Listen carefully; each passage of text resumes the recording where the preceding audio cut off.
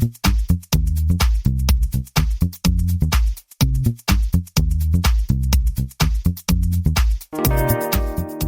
everyone, welcome to the 247th episode of the Internet of Things podcast. This is your host, Stacey Higginbotham, and your co-host, Kevin Toffel. And today, we have breaking news. Technically, it'll have broken yesterday, but several big players in the smart home industry have gotten together to create a new standard, Connected Home over IP. Plus, we're going to talk about a developer-created device for crypto micropayments, weaknesses in IoT digital certificates, an update on LifeX, Wise, and a review of Samsung SmartThings Wi-Fi. Plus, we'll be talking about security in the smart home as we answer a listener question. Our guest this week is going to be Lee Reber, who is the COO of Oxygen Forensics and a former police officer. He's going to be talking about what we can reasonably expect law enforcement to get off of our smart devices. It's going to be an exciting show, so stay tuned. But first, a message from our sponsor. This week's sponsor is Cirrent. Building a great connected product is tough. Although it may work well in your lab or a field trial, once it's in the wild, wild west of real customer environments, it gets a lot more complicated. To build a product that works well in the real world, you should check out Cirrent. Their solutions make it easier to get your products connected and keep them connected. Go to Cirrent.com to learn more about their solutions. That's CIRRENT.com. Okay, Kevin. Big news. Huge news. We're recording this Wednesday morning, and Wednesday morning, news broke that Google, Apple, and Amazon are working under the Zigbee Alliance to create a new smart home standard called Connected Home over IP. This is a new working group. Their goal is to make it easier for devices in the home to talk to one another and specifically to make them work better with the existing hubs and voice infrastructure that we've kind of already decided seem to be the way we're getting our smart devices to work. It's funny you said hubs because when I first saw the news and saw that these companies were working under the Zigbee Alliance, I'm like, oh, does that mean Apple will have a Zigbee radio in some hub device or whatever, and Google, because Amazon already does. But I don't think that's what this means. That is not what this means.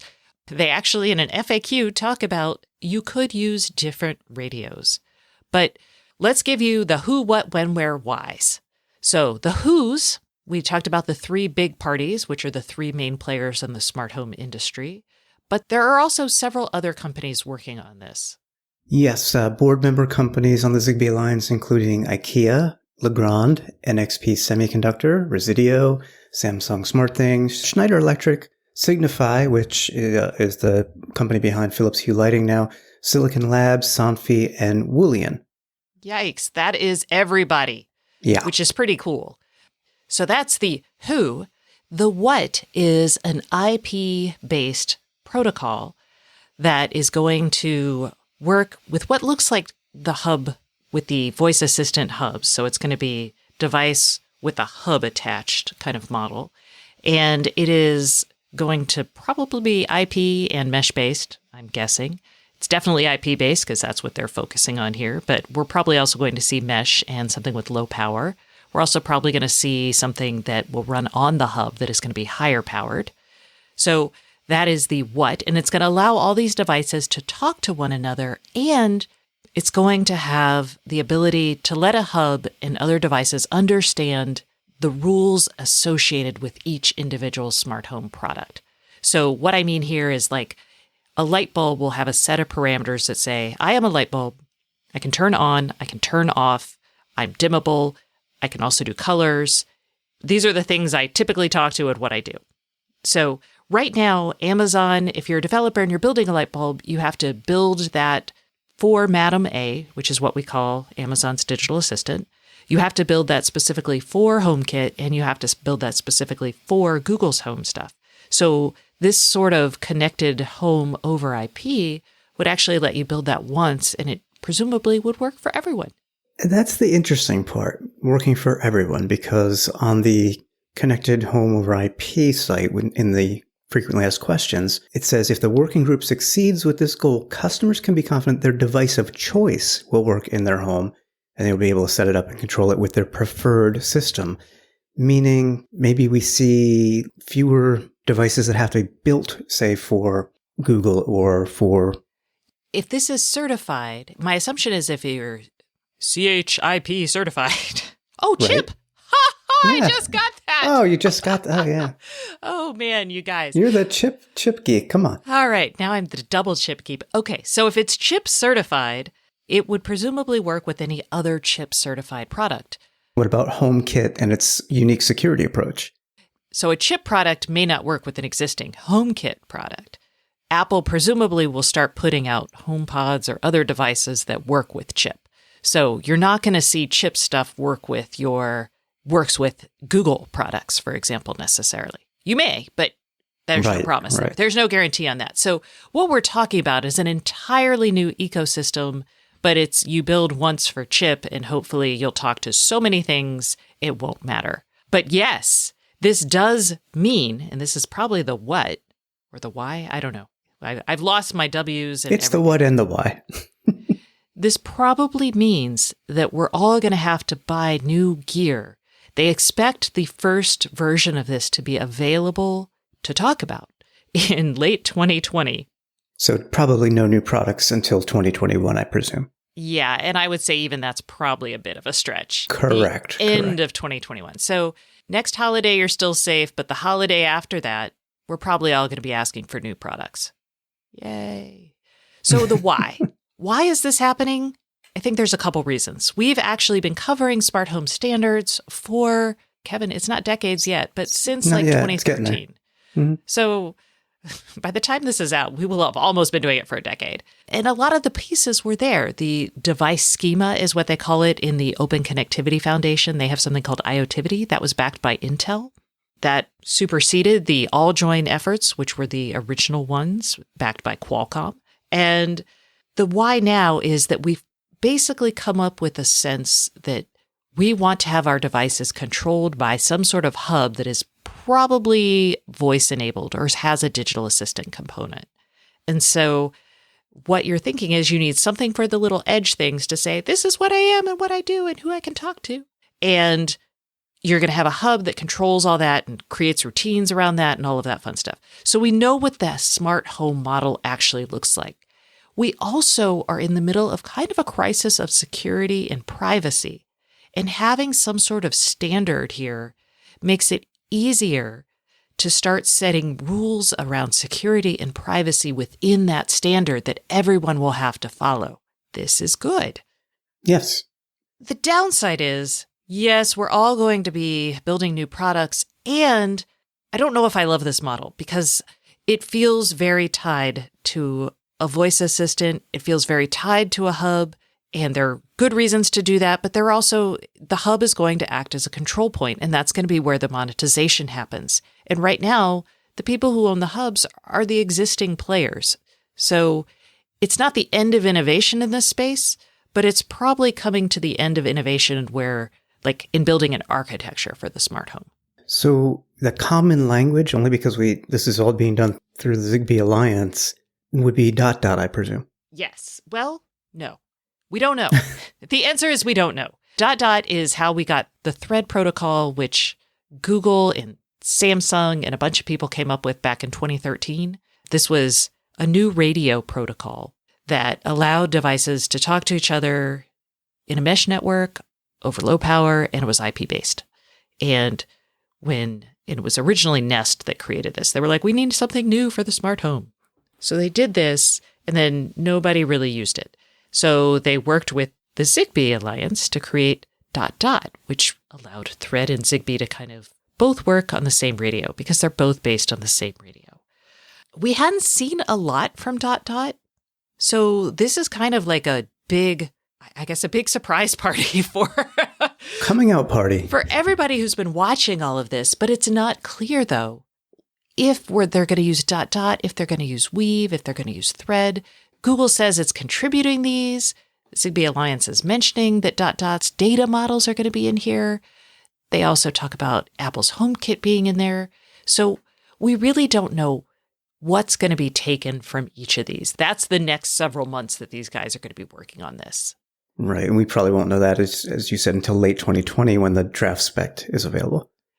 I mean, trust me on this. There was a lot of wrangling to get this thing together. And there's going to be even more wrangling to figure out what's going to be involved. Definitely, because they're talking about a preliminary reference open source implementation in late 2020. And open source and Apple, generally, I don't hear those two together. Yeah. This kind of explains why just actually last week, IKEA joined the Zigbee Alliance. And we were all like, that's weird. But now it makes sense. Apple had joined the Thread board last year, and we were all like, what? Apple? Thread? Now I have a sense that they probably were getting them kind of cozy enough to get them to do something like this.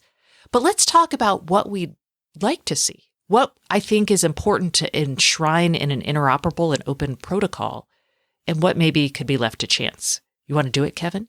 So I think a large part of it is what you said before, just having all devices be able to communicate to all other devices what its capabilities are, how to access those capabilities, etc., regardless of brand. That's the key, and regardless of hub platform.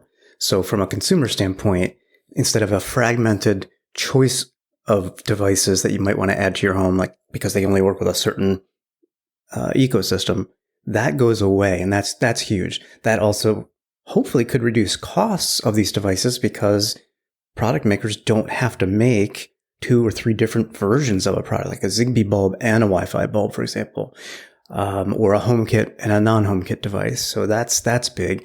And you mentioned with developers as well. I mean, make it work once and that's it. Your product is good. And they will actually. So there's nothing for Z-Wave in this, but both the Zigbee Alliance and the Bluetooth Special Interest Group have shown Thread over Bluetooth, Thread over Zigbee. So you can, and they mention this in the Connected Home over IP question FAQs. They talk about being able to use Bluetooth. So you might actually still use a Bluetooth device and still need to make a Zigbee powered device, or maybe just pick one.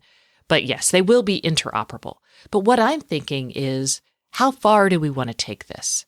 For example, Amazon has built their simple sign-on, simple setup option, which basically, if you buy something from Amazon, you can actually bring it into your network and it will work all on its own. It will set up and onboard with Wi-Fi on its own, which is really helpful because onboarding is such a pain. Mm-hmm. Google is actually building something similar, but they don't have it completely ready yet, and they don't have it as automated as Amazon has theirs. And then Apple with HomeKit has their QR code for simple sign-on, right? It's getting your device on the network. Mm-hmm. So my hunch is this is also going to deal with things like getting devices on a home network. And to that end, although the primary focus of the project is to make devices compatible with Madam A, Siri, Google Assistant, and others, they also say this may include a proposed standard for lifecycle events such as provisioning, onboarding, removal, error recovery, and software updates. So they're thinking ahead to where you're going, which is awesome. Yes, and the removal is key because, as we always discuss, it is such a pain to get things off of a hub. I mean, I still have devices from my old house showing up on my Amazon device. They don't exist anymore, and I manually removed them. I finally went and de-authenticated all the skills, and I think that may have worked, but I'm not 100% sure. And then the software updates, that's less interesting. What I don't see here is anything really about security and data management. And that's interesting because all of these companies, when you work with their hubs, you're signing up for different security parameters and different data management practices. So Apple, for example, wants you to get a device online without having to install the dedicated device app, for example. And I don't know if that's something that would be part of any standard, any chip standard. Like, you don't have to, you can get this working with the hubs without having to download a special app.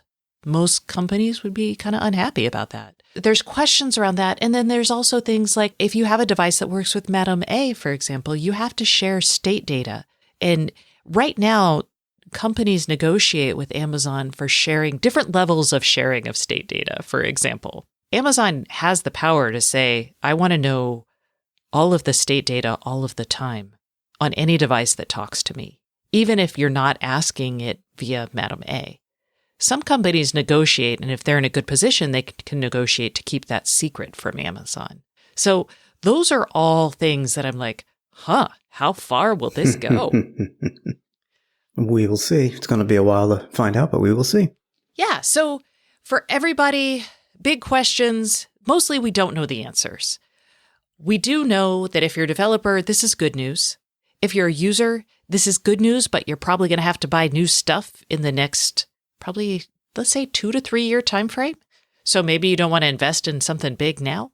Your existing stuff will continue to work for a while, so don't stress out. And yeah, I guess that's most of the news that we know and most of the questions that we're asking. Okay, next up, let's talk about crypto micropayments. That's a lot of little tiny thing. That's a lot. What is this, Kevin? This is interesting. This is a unique little project that was created by Christian Oosting.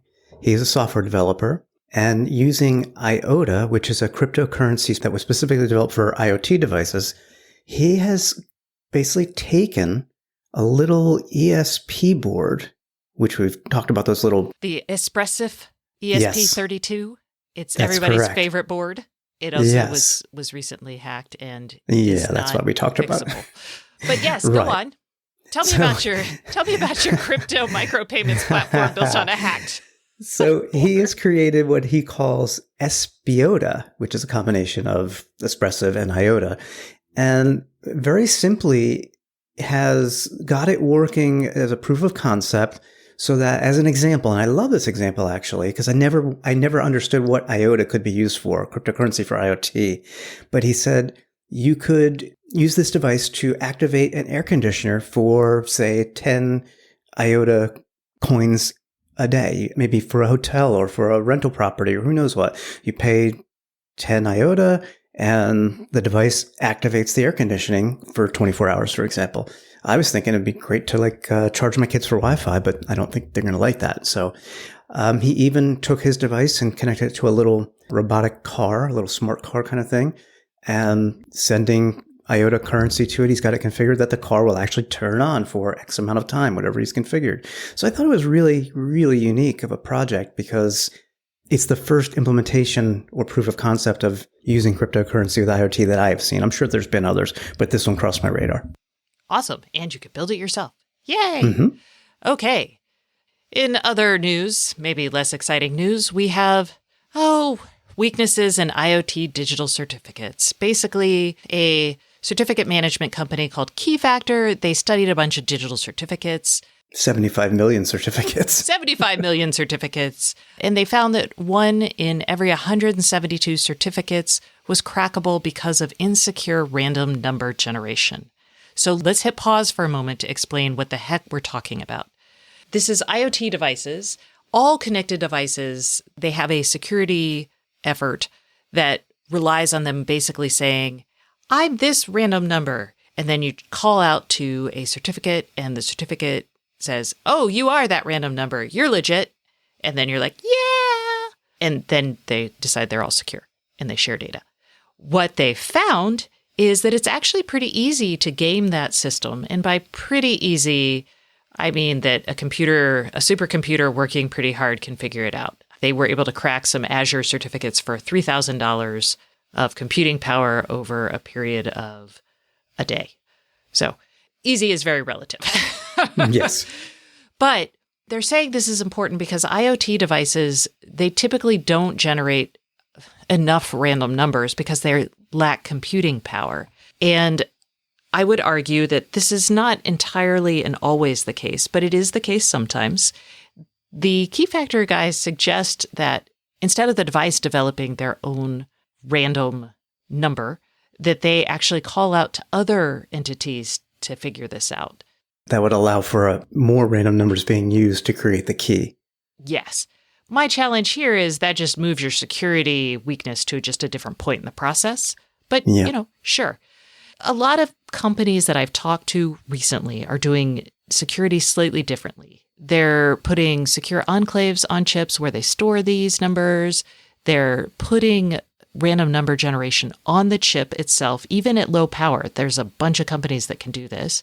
And I'm even talking to companies who are developing chips that are built randomly. Now, this is for super, super high end and things that need to be super secure, not like a light bulb. Think more like a credit card. But they're building chips with the actual physical infrastructure of the chip is random. And that actually is part of the key generation, which is kind of cool. So the point here is IoT devices need to have high quality random number generation capabilities. The jury is still out on how we're going to get to that. There's a bunch of different options. And my hunch is we're going to see a bunch of different ways to do this based on what the device is used for. Because obviously, a light bulb does not need to be quite as secure as a credit card. Right. So that's that story. Nothing to worry about. Nothing too pressing to worry about. Yeah, this is more just so you understand how this world is working, basically. This is more just like, here's a fun story that lets us talk about security and other fun stuff. So let's move on to some quick news bits. 1, why sensors now work with Madam A. Yay! This is great because I actually feel like I get frustrated because there's not a lot of really good sensors that work with the smart home hubs. So yay. Also, I flagged this because it's a little old now, but I got an email from the folks at LifeX, and our podcast inspired them to do some cold weather testing because our listeners, that's you guys, kept asking us questions about which light bulbs were safe for outdoor use. So LifeX wants us to know that they did the testing and they have achieved IP65 certification for its BR30 and BR30 Plus range of smart lights. And they're guaranteed for operation down to negative 30 Celsius. That's crazy. They also did a test at negative 40 degrees Celsius, which basically means after several hours at 40 degrees Celsius, they were still able to turn on. And for those of you guys who are wondering, negative 40 Celsius is negative 40 Fahrenheit, although negative 30 Celsius is negative 22. So basically, these guys can get pretty cold. They also, just in case you're wondering, can go as high as 40 degrees Celsius, which is 104 degrees Fahrenheit, which living in Texas, that may not be... It might not be enough. It might not be enough. But no. Yay! That's exciting. So when you are looking at outdoor lighting, know that LifeX has your back. I think it's pretty cool. Yes. And you're right. It's thanks to the listeners because we had some in some very cold regions of the country asking about what lights they could use in that cold weather. And we were kind of coming up empty, but thank you, LifeX, for listening and making a change. Or just doing the tests. I don't think they actually changed anything. That's a good point. That's a good point. They did the testing so you guys don't have to. All right. And Kevin, you reviewed a device. Do you want to talk about Samsung's Smart Things Wi-Fi Hub Bonanza package thing? Yes. As I noted maybe 2 weeks ago, both on the blog and the podcast, that I was going to replace my Wink device and was thinking about using a Samsung SmartThings Link USB stick just to try Samsung again for a little while. The Samsung folks kind of thought, hey, we can help you out with that. So they sent a review unit of the Samsung SmartThings Wi-Fi, which is a 3-pack of mesh networking gear. I set it up, and the setup was actually, I thought, easier than the Google Wi-Fi setup that I did 2 years ago. I'm impressed. And just to be fair, even though it's a 3-pack of the Wi-Fi units, I only set up 2 because I had 2 Google Wi-Fi units in the house. And that's how I did my testing, just to keep it comparable. I am definitely getting faster speeds everywhere in the house as compared to Google Wi-Fi. I think part of that is due to the slightly different networking hardware. And I think another part of that is because they have Plume integration. So Plume's, we'll call it AI, network shaping, however you want to call it, their service, which is integrated into these units, I think is helping provide better coverage and speeds. So, oh yeah, and the Plume gets better over time. Exactly. And just to set it in perspective, I have a 1 gig fiber to the home broadband connection. And in my worst spot with Google Wi-Fi, I could maybe get about 70 to 75 megabits per second down. Now in that exact same spot with the Samsung, I'm getting well over 100. And in all the other spots, I'm getting 200, 300, 400 megabits per second over Wi-Fi, which is really awesome. So that's good. The one thing I'm not too keen on, I love the Plume app and obviously what it brings to this hardware. Even though it's quote unquote integrated into the system, you still have to have both the Samsung SmartThings app to set up everything. And then most of your network management is done in the Plume app. And when you click Plume in the Samsung app, it jarringly takes you out of the Samsung app and opens the Plume app. And I just wish the apps themselves were integrated. Having said that, the Plume app is really nice. That's where all of the advanced networking features are, such as your guest network, the functionality to have a whole home ad blocker or a per device ad blocker, which is cool, guest networks, their IoT malware threat protection. I have it enabled, but I only set up the Wi-Fi so far. I have not yet set up the Samsung SmartThings hub aspect of this because these double as a hub. So that's going to be a follow-up review.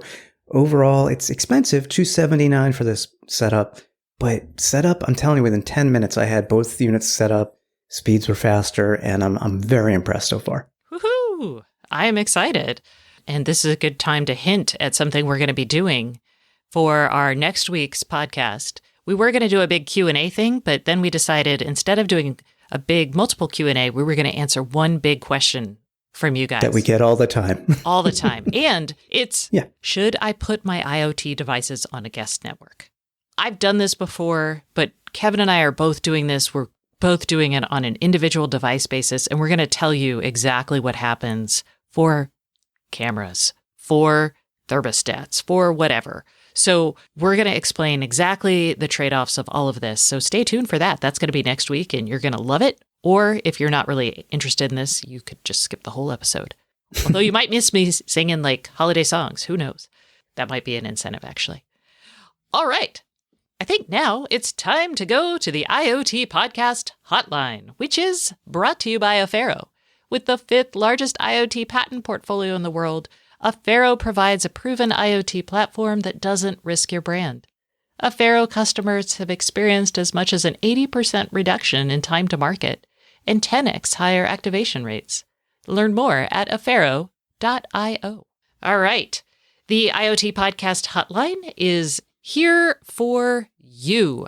And if you call us, you will be entered to win a set of Philips Hue light bulbs for the December contest. And to call us, all you have to do is dial 512-623-7424 and leave us your question, or just say, I'd like to be entered into the contest. Although surely you have a question. This week's question is from Brent, and it's about the trade-offs between security and convenience. Let's hear it. Hi, this is Brent from Utah. I noticed that you talk a lot about security, and it always seems to correspond or conflict with convenience. Where is that trade-off? Is there something specific that we need to be pushing companies towards? I think security is a massive issue, a massive problem, but I continue to use my devices. So where does that line stand? Thanks. Okay, Brent, this is fun.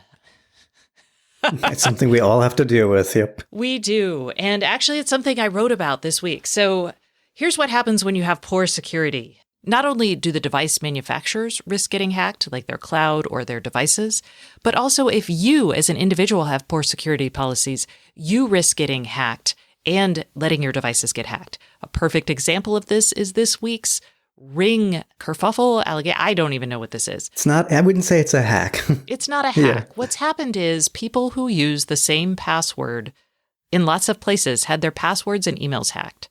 And then the person who had those decided to log into people's Ring accounts. Basically, this happened earlier this year with Nest. The reason this happens with the big brands is because more people have them. You're more likely to be able to find a random password and email on this particular service, right?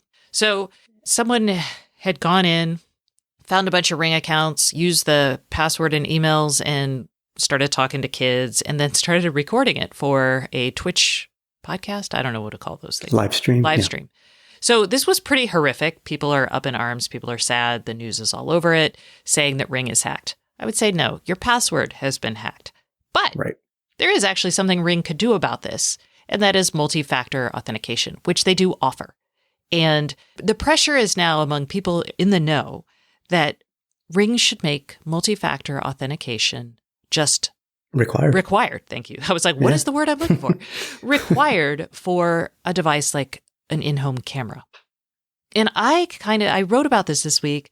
Coming in January, California has a new law called SB 327, and it says that device makers have to take reasonable security measures to protect their devices.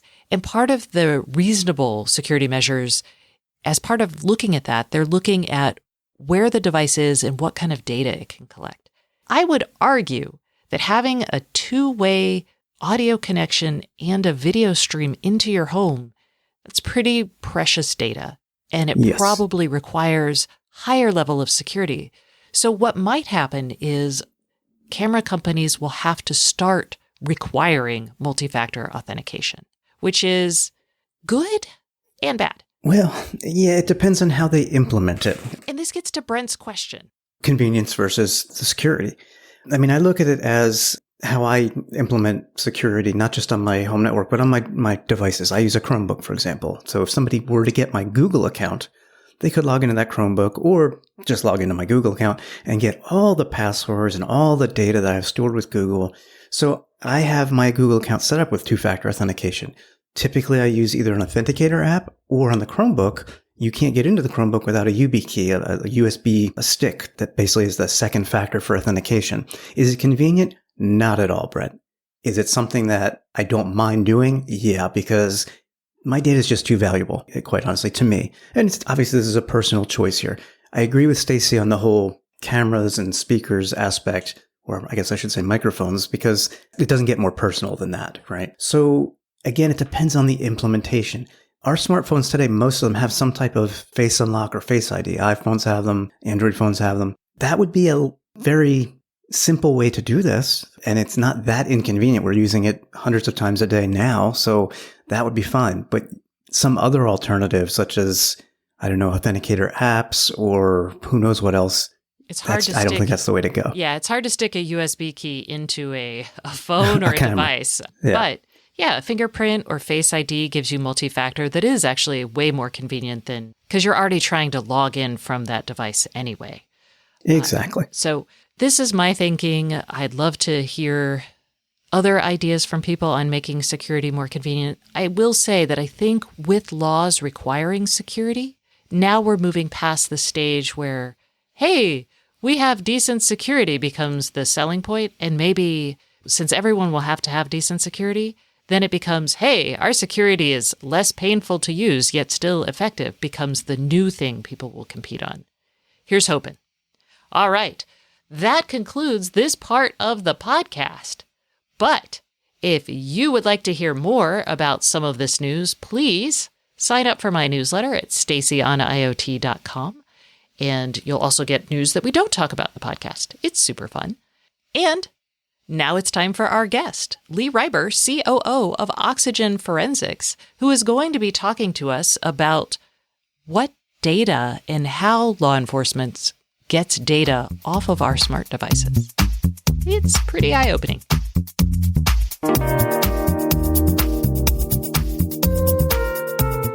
Hey everyone, welcome back to the Internet of Things podcast. This is your host, Stacey Higginbotham, and today's guest is Lee Reiber, who is the COO of Oxygen Forensics. Hi Lee, how are you today? I'm doing great. I appreciate you having me on the podcast. Oh, I am super excited because this is a topic near and dear to my heart, which is what can law enforcement and I guess other government agencies determine about us from our connected devices? Yikes. But before we get into that, let's quickly talk about your job. What is Oxygen Forensics and what do you do?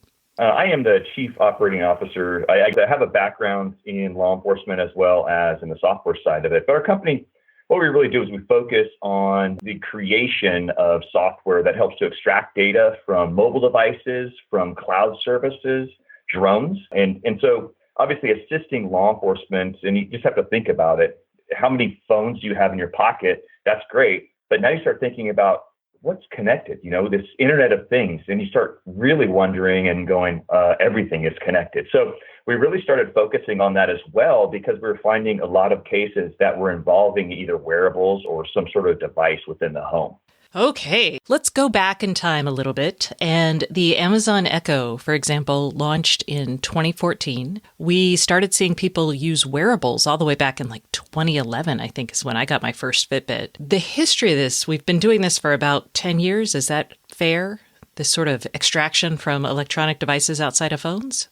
Yeah, for sure. I mean, we started the company in 2000, but when we start thinking about, say, the wearables back in the day of the Fitbit, it's very limited metadata. When you might have really just kind of, these are how many steps, and we really hadn't even progressed into, say, heartbeat or any type of, that type of monitoring. But you're right. Yeah, I mean, it's been around a lot longer than people think. All the way back in 2000, I know that I was using my phone to check in places. So, not like I'm committing any crimes while there, but still, worth thinking about. Exactly.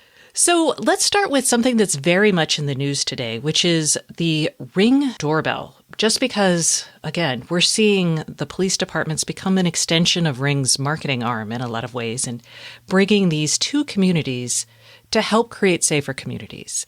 And I think we're probably, as we go through this topic, we're going to probably talk about this fine line between, oh, this is very helpful and beneficial for everyone. We all want safer streets. And, oh my gosh, we could be using this for surveillance that is maybe illegal or that sort of thing.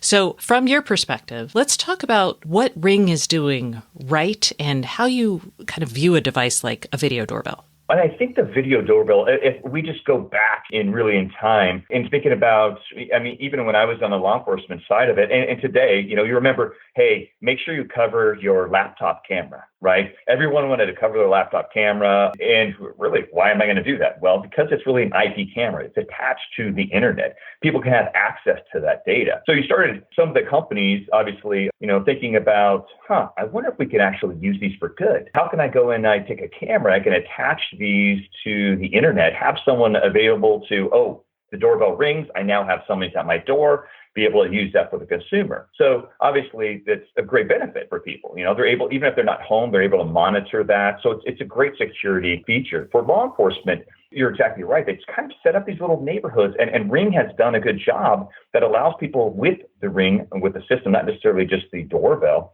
be able to be connected. So, hey, someone's been in your area, look for these people. And now you have a video of the individuals. And now when law enforcement, they might be responding to a scene, they're able to, one of the questions, do you have any type of, the Ring doorbell, do you have any type of surveillance? People can take them right into their homes and be able to show that, the suspect directly. Hey, now I can put that into the news.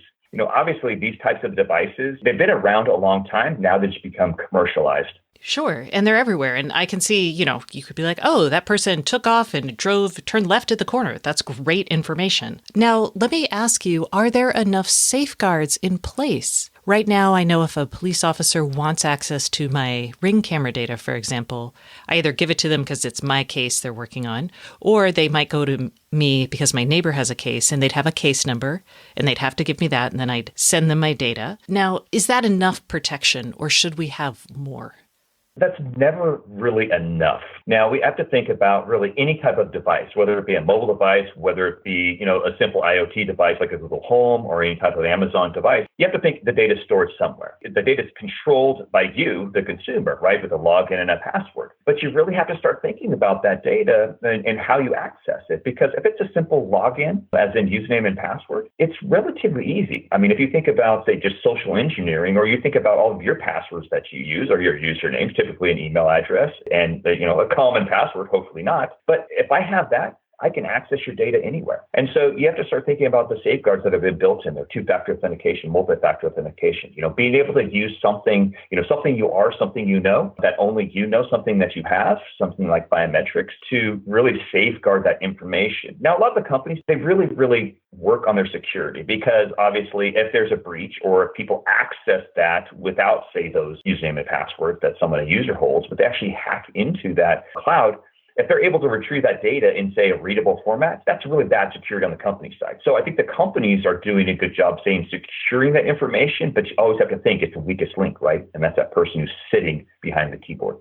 True. I was thinking less the security side and more protection against maybe law enforcement overreach in some of these cases. And I'm thinking of things like maybe how long they get to keep data, or maybe it's things like applying facial recognition. And I am very interested because I do believe this is very powerful at stopping a crime. Like if my child were kidnapped, I'd want all of the data from everybody in my neighborhood sucked up and analyzed to hopefully get my child back, right? Right. We are living in an era where I also don't want my neighbors to get swooped up in like some sort of silly drug bust or maybe an immigration raid. So how do we balance those two things? And I know that's a tough issue.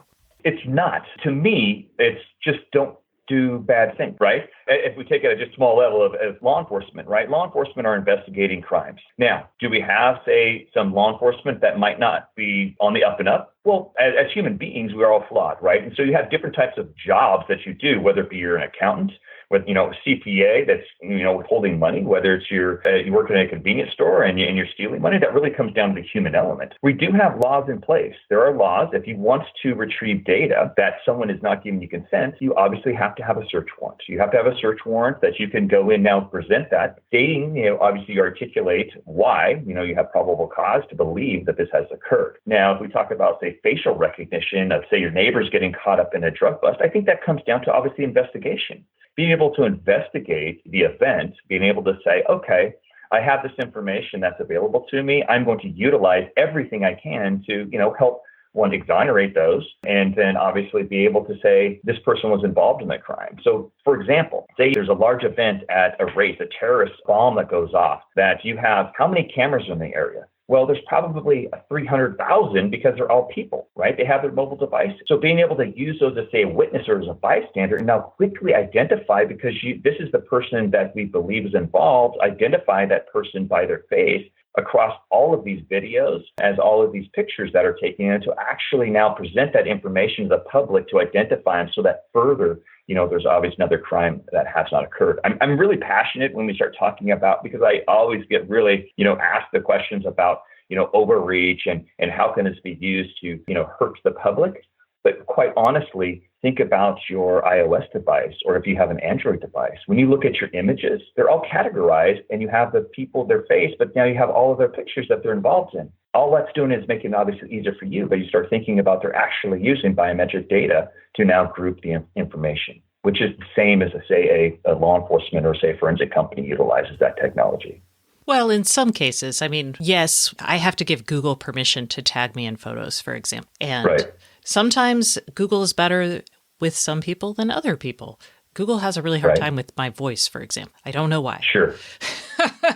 But I will be misidentified at home, at work, in a police lineup based on my voice if Google's doing the thinking. And I guess there are questions not just about overreach, but how far you rely on something that may not be even 95% accurate. Oh, 100%. I agree with you. I don't want to dumb down, say, an investigation, if I use that term. You want to make sure that you don't have one piece of evidence that is you're going to use as your smoking gun. Whether it be a facial, whether it be identification of a facial. No, there has to be a lot more to it. Whether it be a voice imprint, has to be a lot. That's too much that CSI on TV that, okay, you know what, we have this voice print, we know exactly who it is. Well, there's a lot more investigation that has to take place with identifying, was that person there? Or was it just a mobile device? You can't just say that someone committed a crime because their mobile device is in the area. Somebody else could have had that. So we really have to take that a different level. And that's what we try to build into, obviously, our software as well, is multi-levels of, really putting not only the device there, but really, was there communication occurring between the two individuals? What was the communication? Did they identify each other by name? So really taking that approach to it rather than just saying, boom, they did it because of this individual or this one instance.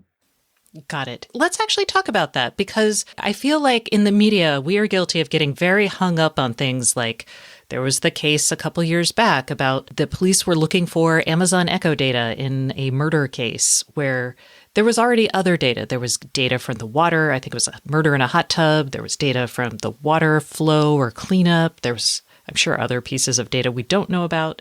But we really focused on this Amazon Echo thing. And I'm very curious, How important is wearable data or smart device data in putting together a case? And I know this depends on the case, but just broadly, how do you think about that as a law enforcement officer? Yeah, it's just the same as finding a glove, right? Finding something at the scene that might have, the victim or the suspect's blood on it. It's just another piece of evidence. So using that obviously collectively, the example you brought up with the Amazon device, and actually the person was, let out of jail because of that. And it was just simply because Amazon, as you know, just like Google Home or it's recording all the time because it's waiting for its wait word.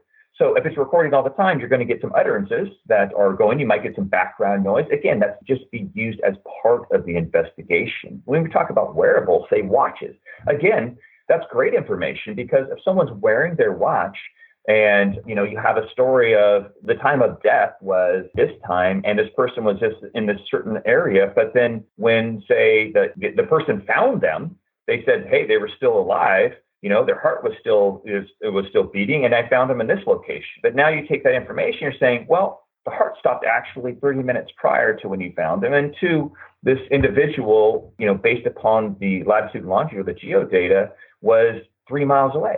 So again, does that mean that person is involved in it? Of course not. But obviously, it just becomes another piece of evidence. Got it. I will say, I've never found a dead body, but if I did find a dead body, I don't know how coherent I'd be about checking for heart rate. I'd be like, I don't know, maybe. I'm going to hope it never happens to me. Really, that's my plan. Likewise. Okay. Likewise. So obviously we're focused on apparently dead bodies and murder, but let's talk about other crimes because there are plenty of property crimes. And I'm very curious, is it even worth it getting a subpoena for this data? Is it useful? With getting and obtaining proper legal paperwork, it is time consuming. So a lot of times when law enforcement, they're going to have to really build a case. A standard, if we call it a petty theft, you have someone who's shoplifting.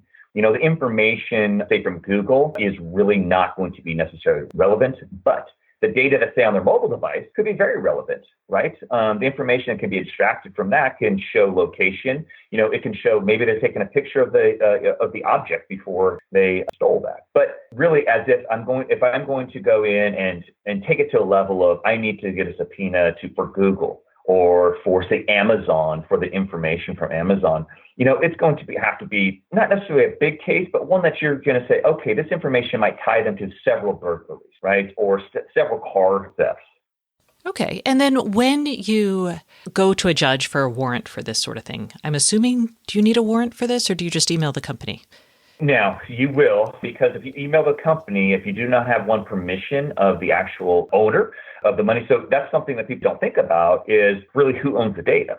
And it comes down to every terms and conditions. If you read, it states that you are the owner, which means that you have to either consent to that. They cannot give consent to your data to law enforcement without a search warrant. Okay, so then you've got a warrant. When you're doing these warrants, I assume they're like time bounded based at like you don't get everything. You probably wouldn't want everything. Correct. Okay. And in a warrant, because all I do is watch cop shows, so I don't know how accurate they are, you have to have some sort of probable cause for that data? You're exactly right. Yeah. And so it's a high standard. It's not just a guess. Obviously, you have to state what the probable cause for that. And it also, you're exactly right. It has to be, say, January 1 to January 2nd. And that's the information. Because obviously, if you're now collecting additional information, it becomes a wiretap, obviously, which is Title III. That's illegal, very illegal to do. So you have to have the information that only relates to your event and to the date or, say, your scope. Got it. And then how aware are law enforcement officers? I mean, I feel like there's a wide range of knowledge about using this sort of data. So I'm very curious, like, how up on technology are they? One of the things we've really tried to do at our company is educate, really, because once you have the education, you then, as, say, the law enforcement officer now can educate your prosecutors. You can then now educate the judges because, you might, as a law enforcement officer, completely understand the data, completely understand how this is really going to help your case. But then you go to, the prosecutor and say, hey, this is what we need to do to get in front of the judge. And they're like, no. We already have enough information. So I think the law enforcement, say the front line, they understand the data exists, right? That the data is there and this is possibly going to help our case. Then they have to just kind of weigh, okay, how much time is this going to take, right? Do I have the training and experience or do I have to drive 50 miles or 100 miles to, take this to, a regional lab where they can do the examination? So there's a lot of things that they really have to weigh. Do I believe that they know that that data exists? Of course, we all have our own mobile devices. We all know how crazy the information is on our own personal device. So we know that obviously utilizing that for a case can be paramount. But again, it just comes down to a lot of things, time and training. Yeah, just like everything. Okay. Right. And then before we go, I am very curiously, what connected wearables or devices do you have in your home? Oh, so I do not have any assistants. I utilize them, but I have lights. I have lights. I have obviously the smart TVs as well as like a thermostat. And wearables, do you have a wearable? Yeah, Samsung Watch. I love it. Okay. Well, Lee, thanks so much for coming on the show today. I really appreciate you sharing your knowledge with us. No, thank you. Thank you for having me. That's it for this week. Thanks so much for listening. And remember, if you'd like more IoT news, sign up for my newsletter at stacyoniot.com. We'll see you next week.